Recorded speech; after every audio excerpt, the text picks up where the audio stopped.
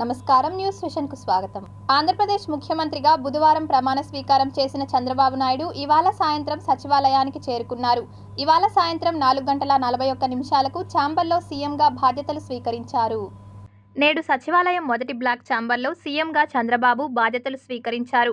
ఎన్నికల్లో ఇచ్చిన హామీ మేరకు మెగా డిఎస్సిపై తొలి సంతకం చేశారు. ల్యాండ్ టైటిలింగ్ యాక్ట్ రద్దుపై రెండో సంతకం, పెన్షన్లను 4,000 రూపాయలకు పెంచుతూ మూడో సంతకం చేశారు. స్కిల్ సెన్సస్ ప్రక్రియ, అన్నా క్యాంటీన్ల ఏర్పాటుపై చంద్రబాబు సంతకాలు చేశారు.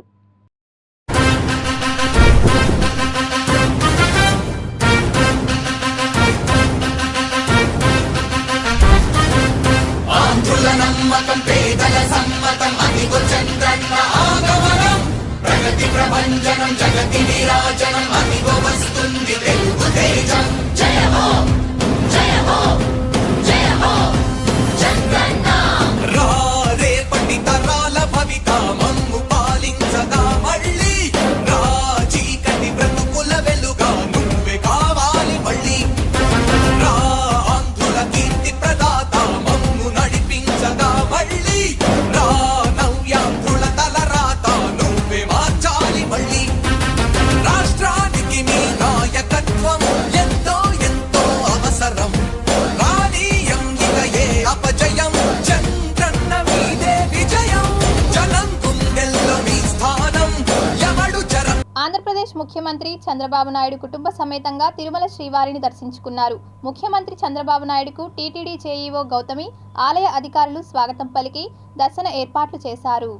ముఖ్యమంత్రి వెంట ఆయన సతీమణి భువనేశ్వరి, కుమారుడు లోకేష్, కోడలు బ్రాహ్మణి, మనవడు దేవాంశ్, కొందరు మంత్రులు, ఎమ్మెల్యేలు, పార్టీ నేతలు ఉన్నారు. ముఖ్యమంత్రిని చూసేందుకు వైకుంఠం క్యూ కాంప్లెక్స్ వద్దకు టీడీపీ కార్యకర్తలు, నాయకులు భారీగా తరలివచ్చారు. బుధవారం సాయంత్రం నూతన మంత్రులతో సమావేశం అనంతరం కుటుంబ సభ్యులతో కలిసి తిరుమల వెళ్లిన చంద్రబాబు రాత్రి అక్కడ బస చేశారు. ఉదయం శ్రీవారిని దర్శించుకున్నారు. తిరుమల నుంచి చంద్రబాబు విజయవాడకు వెళ్లనున్నారు.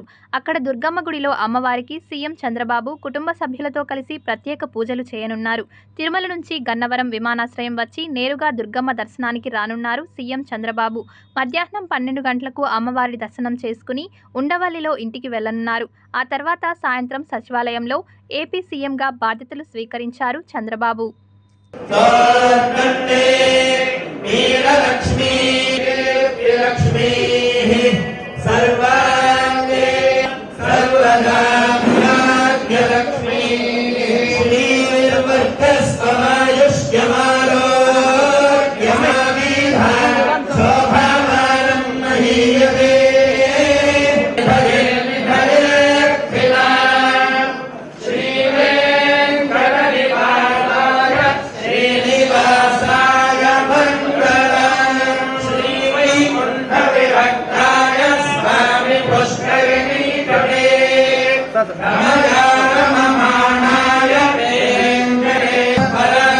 పద్మావతి అమ్మవారిని కుటుంబ సమేతంగా దర్శించుకున్నారు సీఎం చంద్రబాబు.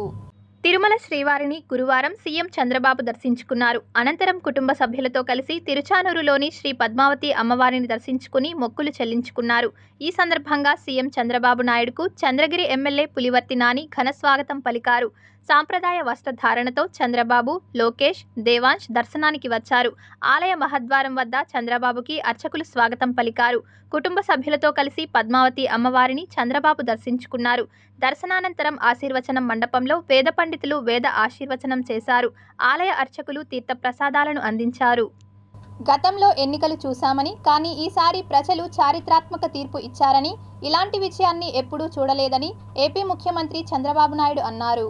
93% పైగా విజయం దేశ చరిత్రలో ఎవరికీ రాలేదన్నారు. వెంకటేశ్వర స్వామి ముందు సంకల్పం చేసుకుని ముందుకు వెళ్తానని ఆయన చెప్పారు. కుటుంబ సమేతంగా తిరుమల శ్రీవారిని దర్శించుకున్న అనంతరం మీడియాతో మాట్లాడారు. 2003లో క్లైమోర్స్ మైన్స్ పేలుడు సమయంలో వెంకటేశ్వర స్వామి తనను రక్షించారని ఈ సందర్భంగా గుర్తు చేసుకున్నారు. రాష్ట్రానికి సేవ చేయాలనే ఉద్దేశంతోనే స్వామివారు తనకు ప్రాణభిక్ష పెట్టారన్నారు. ఆర్థిక అసమానతను తొలగించడమే తన ధ్యేయమన్నారు. ఏపీని పేదరికం లేని రాష్ట్రంగా మార్చాలన్నారు. సంపదను సృష్టించడం ఎంత ముఖ్యమో అది పేదవారికి అందేలా చేయడం అంతే ముఖ్యమన్నారు. ఇవన్నీ ప్రభుత్వం వల్లనే సాధ్యమవుతుందన్నారు. రాష్ట్రం మొత్తం సుభిక్షంగా ఉండాలని ఆయన కోరుకున్నానన్నారు. పేదరికం లేని సమాజం కోసం నిత్యం పనిచేస్తానని చంద్రబాబు అన్నారు. నేటి నుంచి ప్రజాపాలన మొదలైందని, తన మీద పెట్టుకున్న నమ్మకాన్ని నిలబెట్టుకుంటానని సీఎం చంద్రబాబు తెలిపారు. 2047 నాటికి తెలుగు జాతి ప్రపంచంలో నెంబర్ 1గా ఉండాలని ఆకాంక్షించారు. ఏపీని దేశంలో మొదటి స్థానంలో నిలబెడతానని హామీ ఇచ్చారు. నేరాలు చేసి తప్పించుకోవాలంటే కుదరదని, కొందరు దాడులు చేసి మళ్లీ మా మీద ఆరోపణలు చేస్తున్నారని ఆయన ఆగ్రహం వ్యక్తం చేశారు. రాజకీయ ముసుగులో నేరాలు చేస్తామంటే కుదరదన్నారు. మంచివారిని కాపాడుకోవాలి, చెడ్డవారిని శిక్షించాలన్నారు. తిరుమలలో పెద్ద ఎత్తున అవినీతి చోటు చేసుకుందని, పరిపాలనలో ప్రక్షాళనను తిరుమల నుంచే ప్రారంభిస్తానని ముఖ్యమంత్రి వెల్లడించారు. తిరుమలను అపవిత్రం చేయడం భావ్యం కాదన్నారు. తిరుమల పవిత్రమైన పుణ్యక్షేత్రమని, అలాంటి తిరుమలను అపవిత్రత చేయడం భావ్యం కాదన్నారు. తిరుమలలో గోవిందనామం, ఓం నమో వెంకటేశాయ శ్లోకం తప్ప ఏదీ వినపడకూడదన్నారు. తిరుమలలో మద్యం, గంజాయి, అన్యమత ప్రచారం సహా అన్ని అసాంఘిక కార్యక్రమాలకు అడ్డాగా మార్చారని మండిపడ్డారు. తిరుమల పవిత్రతను నాశనం చేసే ప్రయత్నం చేశారన్నారు. కోర్టు కేసులు, లాబీయింగ్ కోసం తిరుమలను వాడుకుంటారా అని ప్రశ్నించిన ఆయన, వెంకటేశ్వర స్వామికి అపచారం చేస్తే శిక్ష తప్పదని హెచ్చరించారు. వెంకటేశ్వర స్వామి ఎప్పుడు కూడా నాకు కులదైవం. నేను ఏ సంకల్పం చేసినా ఒక్క నిమిషం వెంకటేశ్వర స్వామిని తలుచుకొని ఆ సంకల్పం ప్రకారం ముందుకు పోతాను. అదే మరి చిన్నప్పటి నుంచి మీరు చూస్తే ఇదే రోడ్లో మంగాపురం నుంచి చదువుకున్న రోజుల్లో కూడా దేవునికి ముక్కులు తీర్చుకోవడానికి నడిచి వచ్చేవాళ్ళం. అక్కడి నుంచి మళ్ళీ ఈ రోడ్లో తిరుపతి వరకు నడిచి ఆ తర్వాత బస్సులో వెళ్ళేవాళ్ళం. అదే నా జీవిత ప్రారంభం. వెంకటేశ్వర స్వామి ఆశీస్సులతో అంచెలంచెలుగా మీరు చూస్తే నేను ఎదగడం, రాష్ట్రానికి ముఖ్యమంత్రి కావడం, దేశ రాజకీయాల్లో ఒక పాత్ర పోషించే పరిస్థితి వచ్చింది. వెంకటేశ్వర స్వామి స్ఫూర్తిగా ఆయన ఆశీస్సులతో నేను ఏం చేయాలని ఆలోచిస్తున్నాను. అన్నదానం ప్రవేశపెట్టిన తర్వాత దేవాంశ పుట్టినప్పటి నుంచి ఒకరోజు అన్నదాన కార్యక్రమానికి ప్రవేశిస్తున్నాను. అంటే ఒక మెమరీ మీరు ఒకసారి చూస్తే వాళ్ళ గ్రేట్ గ్రాండ్ ఫాదర్ అన్నదాన కార్యక్రమం పెడితే గ్రాండ్ సన్ ఒకరోజు కాంట్రిబ్యూట్ చేసే పరిస్థితి వచ్చిందంటే ఇది ఒక అరుదైన అనుభవం. వెంకటేశ్వర స్వామిని చూస్తేనే కలియుగ దేవుడు, మా ఇంటి విలువెలుపు. ఎప్పుడు కూడా సాటర్డే అయితే బ్రహ్మోత్సవాలు వచ్చిన సీజన్లో ఒక్క పొద్దు నుండి నిష్ఠతో పూజలు చేసిన తర్వాతనే మధ్యాహ్నం భోజనం చేసేవాళ్ళం. ఆ సాంప్రదాయం చిత్తూరు జిల్లాలో చాలా కుటుంబాల్లో ఉంది.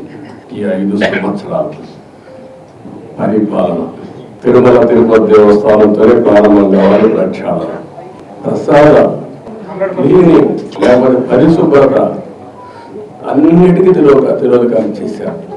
కదా నేను వస్తే 16 గంటల పరిస్థితి ఇంకా హ్యాంగ్ ఓవర్ బాగుంది. 16 గంటేస్తున్నారు అంటే అలవాటు అయిపోయింది. రెండోది మనుషులు వస్తే మనకి హ్యాండిల్ చేయడం తెలియడం లేదు. మనుషులు వస్తే హ్యాండిల్ చేయడం తెలియదు కాబట్టి కర్ఫ్యూ పెట్టేయడం. కర్ఫ్యూ పెట్టేస్తే ఎవరు రాదు, ఇంక నేరుగా వెళ్ళిపోవచ్చు, నేరుగా వచ్చేయచ్చు అన్నమాట. ఇలాంటి కల్చర్స్ అంతా చూస్తే చాలా బాధేస్తుంది. అదే మరి పెద్ద ఎత్తున అవకతవకలు జరిగాయి. తిరుమల ఒక పవిత్రమైన దివ్యక్షేత్రం. ఈ పవిత్రమైన దివ్యక్షేత్రాన్ని అపవిత్రం చేయడం భావ్యం కాదు. తెల్లవారుజామున 3 గంటలకు సుప్రభాత దర్శనానికి వస్తే వైకుంఠం అంటే మనకు తెలియదు, పుస్తకాలను చదువుతాం. వైకుంఠానికి పోవాలని కోరుకుంటాం చనిపోయిన తర్వాత. ఆ సమయంలో ఇక్కడికి వచ్చి వెంకటేశ్వర స్వామి దర్శనం చేసుకుంటే వైకుంఠంలో ఉన్న అనుభూతి కలుగుతుంది. నేను ఎన్నోసార్లు ఫీల్ అయ్యాను, ఇప్పుడు కూడా ఫీల్ అవుతున్నాను. అందుకే నేను ఇక్కడికి వచ్చినప్పుడు అన్ని విషయాలు మర్చిపోయి ఒక పవిత్రమైన భావంతో పోవాలి, ఒకే స్లోగన్ ఉండాలి. ఏడుకొండలవాడ వెంకటరమణ గోవింద గోవింద తప్ప, ఓం నమో వెంకటేశాయ తప్ప వేరే స్లోగనే ఉండకూడదు, వేరే వ్యక్తి జ్ఞాపకం రాకూడదు. ఏపీలో కొత్త ప్రభుత్వం కొలువుదీరింది. ఈ క్రమంలోనే త్వరలో శాసనసభ, శాసన మండలి సమావేశాలు జరిగే అవకాశం ఉంది.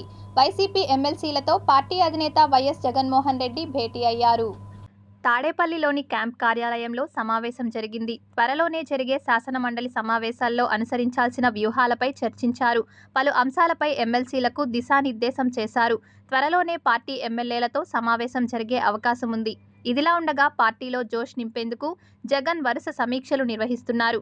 గత 3-4 రోజులుగా వైసీపీ తరపున పోటీ చేసిన అభ్యర్థులు, గెలిచిన అభ్యర్థులు, కీలక నేతలతో ఎన్నికల ఫలితాలపై సమీక్షలు నిర్వహిస్తున్నారు.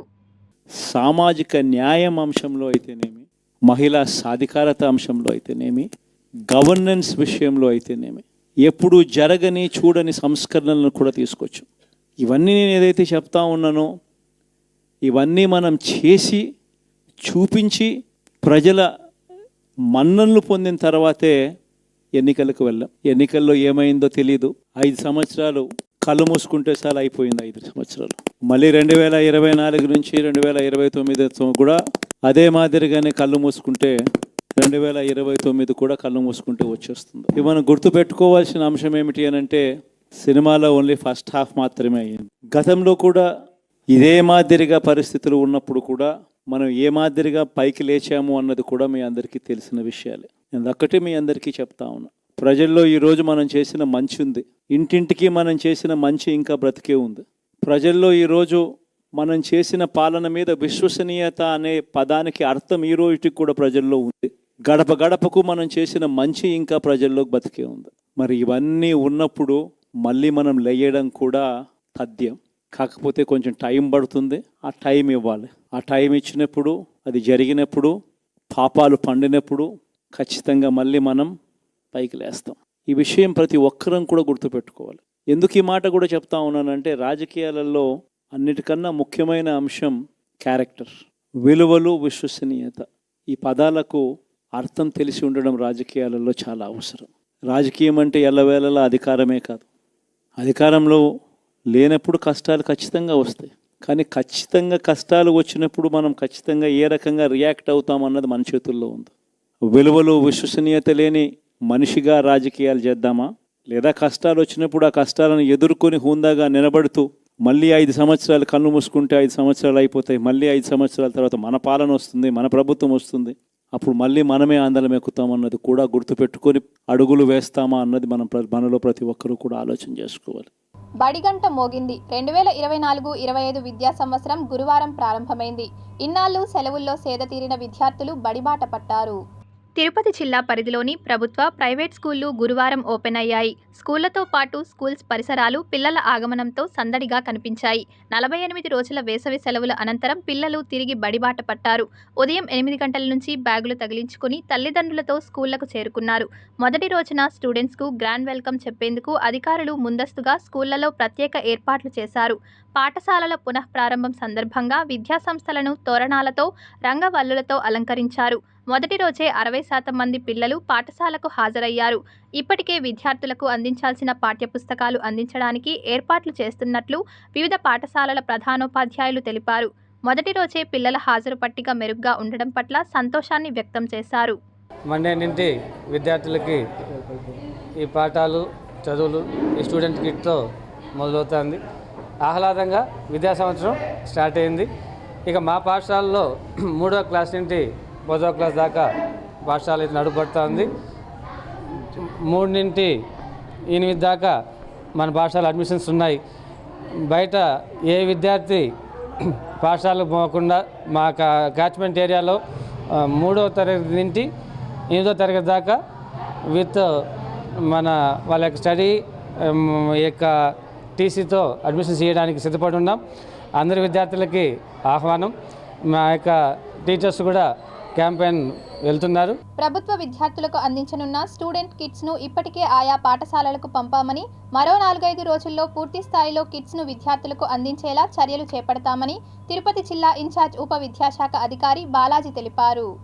గురువారం నుంచి విద్యా సంవత్సరం ప్రారంభం కానున్న నేపథ్యంలో ప్రభుత్వ ఆదేశాల మేరకు మంగళవారం నాటికే ఆయా హెడ్ క్వార్టర్స్కు పాఠ్య పుస్తకాలు, నోట్బుక్లు, విద్యార్థులకు అవసరమైన యూనిఫామ్, బెల్ట్లు, షూలు పంపామని తిరుపతి జిల్లా ఇన్ఛార్జ్ ఉప విద్యాశాఖ అధికారి బాలాజీ తెలిపారు. విద్యార్థులకు 13 రకాల స్టూడెంట్ కిట్స్ను అందించడానికి సర్వం సిద్ధం చేస్తున్నామని, మరో 4-5 రోజుల్లో అన్నీ పూర్తి చేసి పిల్లలకు అందిస్తామని చెప్పారు. అలాగే పిల్లలకు పౌష్టికాహారం అందించేలా మధ్యాహ్నం భోజనాన్ని కూడా ఇవాళ నుంచే ప్రారంభిస్తున్నామని వివరించారు.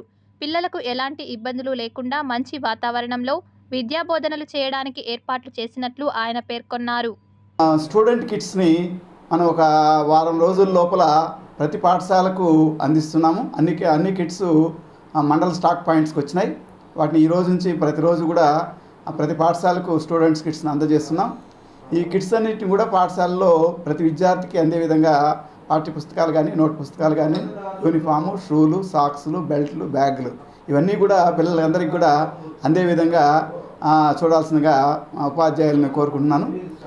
తల్లిదండ్రులందరూ కూడా ప్రతిరోజు కూడా పాఠశాలకు విద్యార్థులు వచ్చే విధంగా మీరందరూ కూడా సహకరించాలని, విద్యార్థుల యొక్క సర్వతోముఖ అభివృద్ధికి మీరందరూ కూడా సహాయపడాలని కోరుకుంటున్నాను. అన్నమయ్య జిల్లా మదనపల్లెలో దారుణం చోటు చేసుకుంది. ప్రభుత్వ ఉపాధ్యాయుడు దారుణ హత్యకు గురయ్యారు. పట్టణంలోని పిఎన్టీ కాలనీలో తండ్రిని కన్న కూతురే కడతేర్చింది. ప్రభుత్వ ఉపాధ్యాయుడు దొరస్వామిని కుమార్తె హరిత హత్య చేసినట్టు తెలిసింది. తన ఇంట్లో మిద్దెపైన గదిలో ఈ ఘటన జరిగింది. దొరస్వామి తలపై పదునైన ఆయుధంతో దాడి చేయడంతో తీవ్ర రక్తస్రావంతో మృతి చెందాడు. ఘటనా స్థలానికి చేరుకుని 1 టౌన్ తాలూకా సీఐలు వల్లిబషు, శేఖర్ విచారిస్తున్నారు. హత్యకు గల కారణాలు తెలియాల్సి ఉంది. దొరస్వామి దిగువ కురవవంకలో ప్రాథమికోన్నత పాఠశాలలో ఉపాధ్యాయుడిగా పనిచేస్తున్నారు. కొన్నేళ్ల క్రితం భార్య మృతి చెందడంతో కుమార్తె హరితతో కలిసి ఉంటున్నాడు. గురువారం తెల్లవారుజామున తలపై బలంగా కొట్టడంతో ఆయన మృతి చెందారు. మృతదేహాన్ని పోస్టుమార్టం నిమిత్తం మదనపల్లె ప్రభుత్వాసుపత్రికి తరలించారు. మృతుడి కుమార్తె హరితను పోలీసులు విచారిస్తున్నారు. సహచర ఉద్యోగుల పట్ల అసభ్యంగా, అగౌరవంగా ప్రవర్తించిన సిఎస్ఆర్ఎంఓ లక్ష్మణనాయక్ వ్యవహార శైలిపై అందిన ఫిర్యాదు మేరకు ఆయనను తొలగిస్తూ ఉత్తర్వులను జారీ చేశారు. రాయలసీమకే తలమానికంగా ఉన్న తిరుపతి రుయా ప్రభుత్వ ఆసుపత్రిలో సిఎస్ఆర్ఎంఓ లక్ష్మణనాయక్ 2 ఏళ్లుగా విధులు నిర్వర్తిస్తున్నారు. అయితే గడిచిన కొద్ది రోజులుగా ఆయన అధికారుల పట్ల, సిబ్బంది పట్ల అసభ్యంగా ప్రవర్తించడం, లంచాలను వసూలు చేస్తూ ఇబ్బందులకు గురి చేస్తున్నారనే విమర్శలు తెలిసిందే. ఇటీవల సూపరింటెండెంట్ రవిప్రభు మాటలను లెక్క చేయకుండా తన సొంత నిర్ణయాలతో అధికారులను, సిబ్బందిని మహాప్రస్థానం, అంబులెన్స్, పారిశుద్ధ్య సిబ్బంది, సెక్యూరిటీ వంటి వారి వద్ద నుండి డబ్బులను డిమాండ్ చేయడం, ఈ ఆరోపణలు నిజమని తెలియడంతో ఆయనపై డిఎంఈకి నివేదిక పంపారు. డ్యూటీ నర్సులకు విధులు ఛార్జ్ చేయడంతో పాటు హాస్పిటల్లోనే పలు బాధ్యతలు తనకు అప్పగించాలనే ఫిర్యాదులు అందడంతో లక్ష్మణనాయక్ను సరెండర్ చేయాలని తెలిపారు. ముఖ్యంగా మరణ ధ్రువపత్రాలు, సదరన్ సర్టిఫికెట్లపై సంతకాలు చేసేందుకు డబ్బులను వసూలు చేస్తున్నారనే విమర్శలతో ఇదే అంశాన్ని ఉన్నత స్థాయి అధికారుల దృష్టికి తీసుకువెళ్లి అతనిపై నివేదికను పంపారు. తక్షణమే స్పందించిన డిఎంఈ సరెండర్ చేయాలని ఉత్తర్వులు జారీ చేశారు. ఇదే అంశాన్ని తిరుపతి రుయా హాస్పిటల్ సూపరింటెండెంట్ రవిప్రభు విలేకరుల సమావేశాన్ని ఏర్పాటు చేసి మీడియాకు తెలిపారు. కానీ ఈ మధ్యకాలంలో ఒక 6 నెలల నుంచి ఏంటంటే ఆయన నేను చెప్పిన పనులు చేయకపోవడము, తర్వాత అన్నిటినీ క్వశ్చన్ చేయడము, తర్వాత ఈ బిల్స్ ఇవన్నీ వెరిఫికేషను, తర్వాత ఈ డాక్యుమెంట్స్ వెరిఫికేషను, అలాగే ఈ వీటికంటికి చాలా ఎక్కువ టైం తీసుకోవడం జరుగుతుంది. దానికి అందరూ కంప్లైంట్ ఇవ్వడం జరిగింది. అందుకని కొన్ని వేరే వాళ్ళకి అప్పగించడం జరిగింది. దానిపైన కొద్దిగా ఆయన మళ్ళీ నా మీద కూడా వేరే హయ్యర్ అథారిటీస్కి పెడుతుండడము, అలాగే అందరికీ మెమోస్ ఇస్తుండడము, నా ప్రమేయం లేకుండా ఇస్తుండడము, అలాగే చాలామంది ఫీమేల్ డాక్టర్స్ నర్సింగ్ డ్యూటీలో ఉన్నప్పుడు కూడా వాళ్ళ దగ్గరికి వెళ్ళి ప్రత్యేకంగా ఏంటంటే వాళ్ళని హరాస్ చేయడము, గట్టిగా గట్టిగా లాంగ్వేజ్లో మాట్లాడడము. సో అందరూ కంప్లైంట్ ఇవ్వడం జరిగింది. అలాగే నర్సింగ్ వాళ్ళు కూడా మాకు ఆయన సంతకాలు పెట్టడం కోసం చాలాసేపు వాళ్ళ చేత వెయిట్ చేస్తున్నాడు, మాకు వార్డుల్లో డ్యూటీలు కష్టం అవుతున్నాయని చెప్పడం జరిగింది. అలాగే ఈ మధ్యకాలంలో కూడా ఎంప్లాయీస్, ల్యాబ్ టెక్నీషియన్స్ అని, ఫార్మసీ వాళ్ళని రికార్డ్స్ అని చింపేయడము, అటువంటి పనులు చేస్తుంటే నేను చాలాసార్లు చెప్పడం జరిగింది. సో అందుకని ఈ మధ్యకాలంలో డిఎంఈ గారికి చెప్పడం జరిగింది. ఆయన 2-3 సార్లు వచ్చినప్పుడు ఈ దృష్టికి తెచ్చి మేము అతనితో కష్టంగా ఉంది అని చెప్పడం జరిగింది. సో దాని గురించి సరెండర్ చేయమని నేను డిఎంఈ గారికి రాస్తే డిఎంఈ గారు నిన్న ఒక ప్రిన్సిపల్ సెక్రటరీ ద్వారా పర్మిషన్ తీసుకుని నిన్న మాకు ఆయన రిలీవ్ చేయమని మాకు ఆర్డర్ ఇచ్చారు. దాని ప్రకారం నిన్న ఆయన రిలీవ్ చేయడం జరిగింది. పేరు గొప్ప ఊరు దిబ్బ అన్న చందంగా తయారైంది తిరుపతిలోని పలు కాలనీల పరిస్థితి. ముఖ్యంగా చిన్న బజారు వీధి కాలువలలో నీరు పొంగడంతో అటుగా వెళ్తున్న వాహనదారులు, పాదచారులు, స్థానిక వ్యాపారస్తులు, రామాలయానికి వెళ్లే భక్తులు అనేక ఇబ్బందులు పడాల్సిన దుస్థితి ఏర్పడుతోంది. గత 7 సంవత్సరాలుగా ఇదే కంప్లైంట్, మున్సిపాలిటీకి కంప్లైంట్ చేస్తున్నాము. వాళ్ళు వచ్చి ఏదో చేస్తారు, ఆ పేపర్లు తీస్తారు, మళ్ళీ వెళ్ళిపోతారు. మళ్ళీ ఈవినింగ్ సేమ్ అదే. మార్నింగ్ అయితే వాళ్ళు వచ్చి తీస్తారు, మళ్ళీ ఈవినింగ్ రారు. మేము బిజినెస్ చేసుకోవాలంటే కస్టమర్ రావటం లేదు. బండిలో పోయేటప్పుడు షాపుల పైన ఎగిరి పడుతుంది. ఈ విధంగా ఉంటే ఏం చేయాలో అర్థం కావడం. ఇక్కడ కాలువ ప్రాబ్లం ఉంది. ఈ కాలువ క్లీన్ చేసి ఈ పైప్ లైన్లు అడ్డం ఉంది. వాళ్ళని అడిగామంటే ఇక్కడ రిలయన్స్ ఏదో పైప్ లైన్లు వేస్తున్నారు, ఆ పైపులు తీస్తే సరిపోతుంది అంటారు. ఈ ప్రాబ్లం లేకుండా చూస్తే బాగుంటుంది. వాట్సాప్ గ్రూప్ ఉంది నాది, మున్సిపాలిటీది. వాట్సాప్ గ్రూప్లో పెడుతూనే ఉన్నాను. వాళ్ళు పంపిస్తారు, వాళ్ళు వచ్చి కమ్మి తెచ్చి తీస్తారు, మళ్ళీ వెళ్ళిపోతారు. వాళ్ళు వెళ్ళిపోతేనే మళ్ళీ ఈవినింగ్ స్టార్ట్ అవుతుంది. ఈవినింగ్ మాకు బిజినెస్ ప్రాబ్లం ఉంది. మేము ఇంతంత బాడీలు కట్టుకొని మాకు షాపులు క్లోజ్ చేసుకొని పెట్టుకోవాలంటే కష్టమైపోతుంది. ఏ అధికారి స్పందించడం లేదు. షాపులో మొత్తం ప్రతిరోజు యాత్రికులు పోయే రోడ్డు, ప్రతిరోజు ఇదే ప్రాబ్లం. ప్రతిరోజు మార్నింగు ఇదే మట్టి వస్తారు, మున్సిపాలిటీలో వచ్చి ఊరికడ తీసేసి పోతూ ఉంటారు. కొత్త ప్రభుత్వం అన్నా దీని మీద ఫుల్గా చర్య తీసుకోవాలి. మేము దానికి విజ్ఞప్తి చేస్తున్నాం వ్యాపారస్తులంతా. అధికారులు ఎన్ని మాటలు చెప్పాం, అందరూ చూస్తూనే పోతూ ఉంటారు. డైలీ వస్తారు అధికారులు, ప్రతిరోజు కాలువలు తీస్తూ ఉంటారు. అధికారులు వస్తూ ఉంటారు, రోజు తిరుగుతూ ఉంటారు. రాములవారి గుడి పోలీస్ స్టేషన్ ఇక్కడనే ఉంది, పైన పోలీస్ స్టేషన్, రాములవారి గుడి, కొండకు నడిచిపోయే దారి, బంగారు షాపులు మొత్తం ఉన్నాయి. మొత్తానికి తెలుసు, పట్టించుకునే వాళ్ళు లేరు. గోవింద ఇదేమి రోత అంటూ విస్తుపోతున్నారు భక్తులు, యాత్రికులు. టీటీడీ సిబ్బంది అధికారుల నిర్లక్ష్యంపై ఆగ్రహం వ్యక్తం చేస్తున్నారు. తిరుమల శ్రీవారి దర్శనార్థం అలిపిరి మార్గం గుండా కాలినడకన వెళ్లే భక్తులకు కనీస సదుపాయాలు లేక టీటీడీ ఇంజనీరింగ్, హెల్త్ అధికారుల నిర్లక్ష్యంపై మండిపడుతున్నారు. ముఖ్యంగా జూ పార్క్ వెళ్లే మార్గంలో తిరుమల తిరుపతి దేవస్థానం వారు ఉచిత మరుగుదొడ్లను ఏర్పాటు చేసినప్పటికీ సిబ్బంది, అధికారుల నిర్లక్ష్యంతో అపరిశుభ్రంగా మారిపోయాయి. కనీసం ట్యాప్స్ లేకపోవడంతో బకెట్ ద్వారా నీటిని తీసుకెళ్లాల్సిన దుస్థితి ఏర్పడింది. హ్యాండ్ వాష్కి సింక్ లేకపోవడం పట్ల యాత్రికులు మండిపడుతున్నారు. అలిపిరి లగేజ్ పాయింట్ వద్ద ఇటువంటి దుస్థితి ఉండడం పట్ల యాత్రికులు అసహనం వ్యక్తం చేస్తున్నారు. ఇప్పటికైనా సంబంధిత అధికారుల చొరవతో అపరిశుభ్రంగా మారిన మరుగుదొడ్లను శుభ్రం చేస్తే బాగుంటుందని యాత్రికులు సిటీ కేబుల్కు విన్నవించారు. నేను విజయవాడ నుంచి తిరుమలకు వచ్చానండి శ్రీవారి దర్శనం కోసం. నేను ఇక్కడ ఆగి జూ పార్క్ వెళ్తుంటే ఫ్రీ టాయిలెట్ కోసం వస్తే లోపల వచ్చేపాటికి మెయింటెనెన్స్ వచ్చేప్పుడు 0 మెయింటెనెన్స్లో ఉంది. ఒక ట్యాప్ కానీ లేకపోతే ఒక మెయింటెనెన్స్ కానీ ఒక క్లీనింగ్ పర్పస్ కానీ అసలు ఏమీ లేదు. వాటర్ రావట్లేదు, ఆ యూరిన్ పోసిన కిందకి డ్రాప్స్లా పడిపోతుంది. అసలు ఎటువంటి మెయింటెనెన్స్ లేదు, వాటర్ లేదు. కొంచెం జగ్గు తీసుకుని వాటర్ పోద్దామంటే ఆ వాటర్ అంతా కూడా మన కాళ్ళ మీద పడుతుంది తప్ప ఎటువంటి మెయింటెనెన్స్ లేదు. మరి ఈ తరహాగా మరి పైన ఉన్న నాయకులు ఏం చేస్తున్నారో ఏంటో మనకు తెలియట్లేదు. దానికోసం నేను విన్నపం చేస్తున్నాను. తిరుపతి గుడిలో ఇక్కడ టాయిలెట్ పోసుకుందని చెప్పి ఇక్కడ చూస్తే ఇక్కడ ఒకటి ఉంది, ఫ్రీ టాయిలెట్స్ ఉంది. ఇక్కడ చూస్తే 0 మెయింటెనెన్స్ అండి. అసలు మెయింటెనెన్స్ పరంగా ఏమీ లేదు. అసలు యూరిన్ పోస్తే అసలు కింద డ్రైనేజ్, అండర్ డ్రైనేజ్ పైప్ కూడా లేదు, మొత్తం కింద పడుతుంది. వాటర్ పోద్దామన్నా సరే అది మళ్ళీ మా కాళ్ళ మీద పడిద్ది తప్ప ఇంకే రీతి లేదు. ఓన్లీ మగ్గులో నీళ్ళు కింద పోస్తే అది మళ్ళీ మా కాళ్ళ మీద పడిద్ది, ఇంకా వేరే సోర్స్ అయితే ఇంకేమీ లేదు. గో ఆధారిత వ్యవసాయ ఉత్పత్తులు, సేంద్రియ వ్యవసాయ ఉత్పత్తులను ప్రజలకు మరింత చేరువ చేయడానికి, తక్కువ ధరలో వాటిని అందించడానికి తిరుపతిలోని సిరిసంత మేళా ఏర్పాటు చేసినట్లు నబార్డ్ జనరల్ మేనేజర్ ప్రసాద్ తెలిపారు. నబార్డు ద్వారా మరియు small farmers agri business consortium అని వీటి ద్వారా ఈ రైతు ఉత్పత్తిదారుల సంఘాలని ఏర్పాటు చేశాము. వీరందరినీ కూడా ఒక అర్బన్ సెంటర్కి తీసుకొచ్చి వారి ప్రొడక్ట్స్ అన్నింటినీ కూడా ఇక్కడ పెట్టి డిస్ప్లే చేసి 3 రోజుల పాటు అందరికీ పరిచయం చేసి కొనుక్కునేట్టు చేయాలన్న ఉద్దేశం ఒకటైతే, వీళ్ళందరినీ కూడా ఈ రైతు ఉత్పత్తిదారుల సంఘాలు ఏవైతే ఉన్నాయో వారందరినీ కూడా ONDC అనే ఒక ప్లాట్ఫామ్ ఉందండి మన గవర్నమెంట్ ఆఫ్ ఇండియా తరఫున. అంటే open network for digital commerce అని మనం ఫ్లిప్కార్ట్, అమెజాన్ ఎట్లా వాడుతున్నామో అట్లనే ఈ ONDCలో కూడా మనం ప్రొడక్ట్స్ని కొనుక్కోవచ్చండి. సో దాని ద్వారా కూడా మేము వీళ్ళందరినీ కూడా దాంట్లో రిజిస్టర్ చేస్తున్నాము. ఆ పోర్టల్లో రిజిస్టర్ చేసి వీరి ఉత్పత్తులన్నీ కూడా ఆ పోర్టల్లో మనకి లభిస్తాయండి. కనుక ఎవరైనా సరే ఎక్కడి నుంచైనా సరే వాటిని మనం కొనుక్కోవడానికి అవకాశం ఉంటుంది. ఈ రైతులు ఆదాయం కోసం కాకుండా రైతులు తమ యొక్క ప్రజల యొక్క ఆరోగ్యం కోసం పండించేటువంటి వ్యవసాయాన్ని ఈరోజు ఆర్గానిక్ వ్యవసాయం, ఈ వ్యవసాయ ఉత్పత్తులను సమాజంలో చాలామందికి ఆరోగ్యం సంబంధించిన విషయాల్లో కూడా ఉపయోగపడుతున్నాయి. ఎందుకంటే మందులు కొట్టినటువంటి వాడన కారణంగా చిన్న పిల్లలు లేకపోతే చిన్న వయసులో షుగరు, బీపీ లాంటివి సమాజంలో ఎక్కువ వచ్చేసి అనారోగ్యాన్ని పాలవుతున్నారు. వాళ్ళు మళ్ళీ హాస్పిటల్కి వెళ్తున్నారు. కనుక ఆర్గానిక్ ప్రోడక్ట్స్, ప్రకృతి వ్యవసాయం సంబంధించి భగవంతుడు మనకి ఇచ్చిన ఏవైతే ఉన్నాయో వీటిని వాడడం కారణంగా ఈ యొక్క రైతులకు ఉపయోగం ఉంటుంది, అదేవిధంగా ప్రజలకు కూడా ఆరోగ్యంగా ఉంటుందని చెప్పి. నీట్ పరీక్ష పేపర్ లీకేజీపై సుప్రీంకోర్టులో విచారణ జరిగింది. దీంతో కౌన్సిలింగ్పై స్టే ఇవ్వడానికి అత్యున్నత ధర్మస్థానం నిరాకరించింది. ఎన్టీఏతో పాటు కేంద్రానికి సుప్రీంకోర్టు నోటీసులు ఇచ్చింది. 2 వారాల్లోగా సమాధానం ఇవ్వాలంటూ ఆదేశాలు ఇచ్చింది. కాగా గ్రేస్ మార్కులు పొందిన 1563 మంది నీట్ యూజీ 2024 అభ్యర్థుల స్కోర్ కార్డును క్యాన్సిల్ చేస్తూ నిర్ణయం తీసుకున్నట్లు కేంద్ర ప్రభుత్వం సుప్రీంకోర్టుకు వెల్లడించింది. అలాగే ఇప్పటికే నీట్ పరీక్ష పేపర్ లీకేజీపై కమిటీ కూడా వేసినట్లు మోడీ సర్కార్ చెప్పుకొచ్చింది. 1560 మంది అభ్యర్థుల ర్యాంకులపై అనుమానాలు ఉన్నాయి.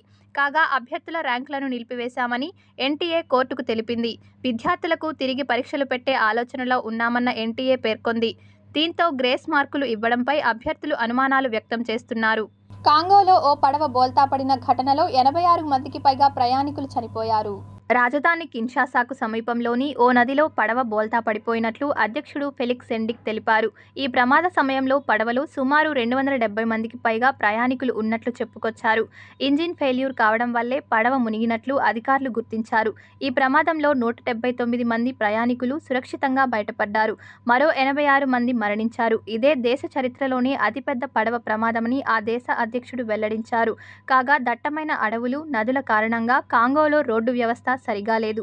జనం పడవ ప్రయాణాలకే ఎక్కువగా మొగ్గు చూపుతారు. పడవ ప్రమాదాలు ఆ దేశంలో సర్వసాధారణం. ఫిబ్రవరిలోనూ నాటు పడవ మునిగి 24 మందికి పైగా చనిపోయారు.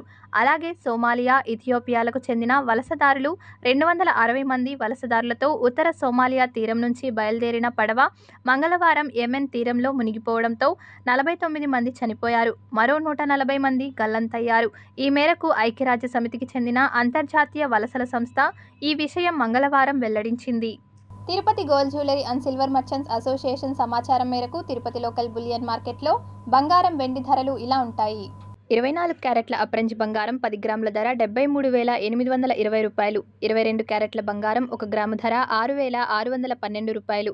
వెండి 1 కేజీ ధర 90,500 రూపాయలు. రిటైల్ వెండి 1 గ్రాము ధర 92 రూపాయల 50 పైసలుగా ఉంటుంది. ఈ వార్తలు ఇంతటితో సమాప్తం. సమగ్ర సమాచారంతో న్యూస్ విషన్లో మళ్ళీ కలుద్దాం. అంతవరకు సెలవు. నమస్కారం.